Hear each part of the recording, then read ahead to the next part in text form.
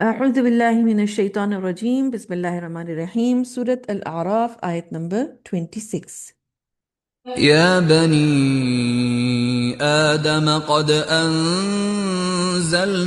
عليكم لباسا يواري سوآتكم وريشا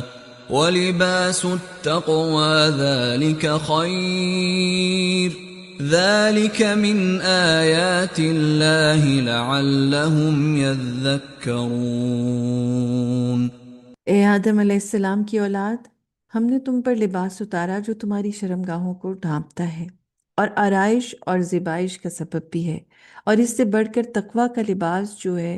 وہ سب سے بہتر ہے۔ یہ اللہ کی نشانیوں میں سے ہے تاکہ یہ لوگ نصیحت اخذ کریں۔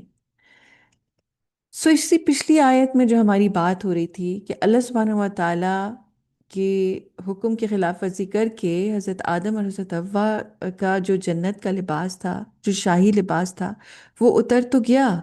لیکن ان کی توبہ کی وجہ سے اللہ سبحانہ و تعالیٰ نے ان کو دنیا میں لباس دیا، خوبصورت لباس دیا، اور ان کے اوپر یہاں پر بتایا گیا انزلنا، ہم نے اتارا، ہم نے نازل کیا۔ لباس ایک ایسی چیز تھی جو اللہ کی طرف سے دی گئی انسان کو، کیسے اپنے آپ کو ڈھانپنا ہے، کیسے اپنی شرمگاہوں کو چھپانا ہے، کیسے اس کو اور خوبصورت طریقے سے اپنے اوپر زیب تن کر کے اس کو سوآتکم و ریشہ بنانا ہے۔ ریشہ جو ہے وہ کیا ہوتا ہے؟ وہ جو خوبصورت پرندوں کے اوپر ہوتے ہیں۔ اب آپ خود سوچئے کہ ایک پرندہ جس کے اوپر سے سارے پر نوچ دیے جائیں وہ کیسا لگے گا؟ ہم؟ کتنی عجیب سی اس کی شکل اندر سے نکل آتی ہے۔ تو لباس کے بغیر انسان بھی ویسا ہی ہوتا ہے، لباس کے بغیر انسان کی سب خوبصورتی ختم ہو جاتی ہے، اور اسی لیے اس کو بہترین خوبصورت صاف ستھرا لباس زیب تن کرنے کا حکم دیا گیا ہے، اور اس کو نازل کیا گیا انسان کے اوپر۔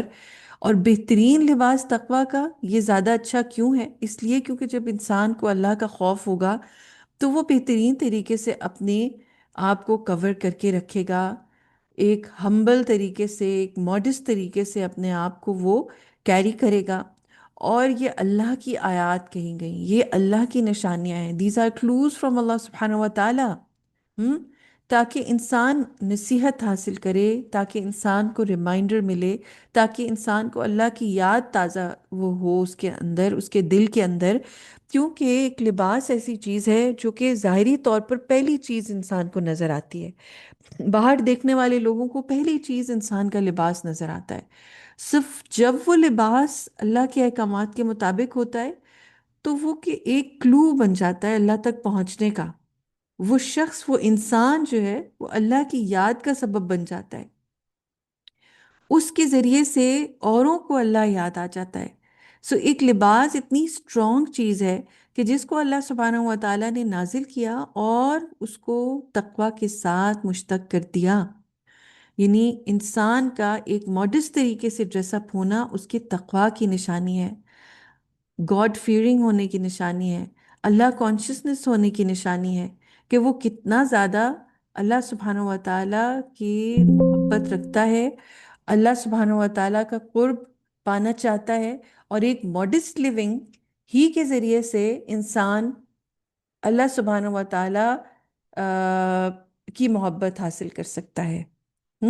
اور اللہ کانشسنس اگر انسان کے اندر ہے تو وہ کبھی بھی اپنے آپ کو لوگوں کے سامنے ایکسپوز کرنے کا نہیں سوچے گا، کبھی بھی ایسی حرکت نہیں کرے گا کہ جو اللہ سبحانہ و تعالیٰ کو ناراض کرنے والی ہو، جس کے ذریعے اس کی عزت ختم ہو رہی ہو، جس کے ذریعے سے اس کو ہیوملیشن کا سامنا کرنا پڑے کسی ٹائم کے اوپر۔ یہ وہ چیزیں ہیں کہ جن سے انسان